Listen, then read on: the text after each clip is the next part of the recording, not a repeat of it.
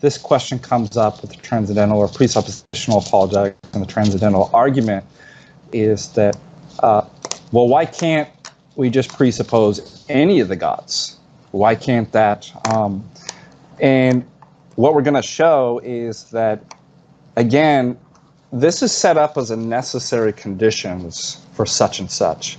Now, so we can have a variety of transcendental arguments, whether that's, and I like to put it in a modus ponens, if P, therefore Q, P, therefore Q. So you can plug into P whether, if logic exists, science exists, numbers exist, then this must exist, Q.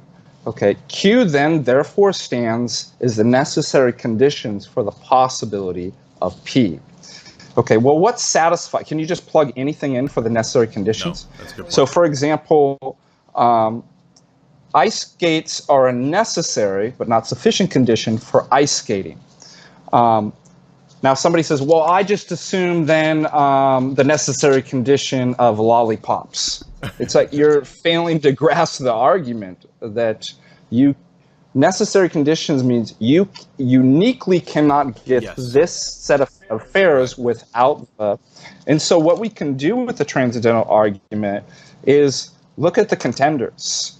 What would satisfy the necessary conditions for the possibility of, could it be an absolutely divine simple essence? Could it be the deist God, right? Which remains unconnected to, in which case you're left in radical skepticism anyways. And so the argument that we'd make from the transcendental argument is that there are no contenders that satisfy the necessary conditions for the possibility of knowledge. And if you want to set up a disjunctive argument that it's either the orthodox revelation of God is three persons in the fullness of the apostolic deposit of faith, or it's the non-theistic, or it's the whatever you want to plug in for B.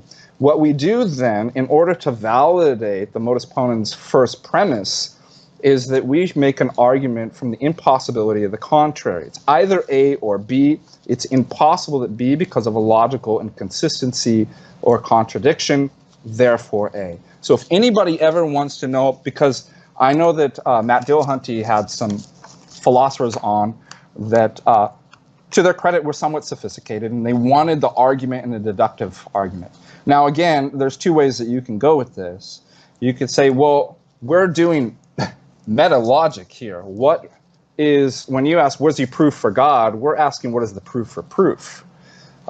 If you say you have no reason for God, we're saying you have no God for reason. So we're making a meta claim here in which, well, how did deductive, first things first, why do deductive arguments even work? Yeah. Okay. So in one sense, you don't need to put in a deductive argument for the argument to work. Now, people get upset with that, right? Because they think, well, you have to. It has to be, right? No, you don't have to. But if you want me to, I can put it in, again, a modus ponens, and then to validate the first premise, put in a disjunctive syllogism by way of reductio ad absurdum and show that A is the only thing that satisfies. Wow, that was great. Yeah, that's awesome answer.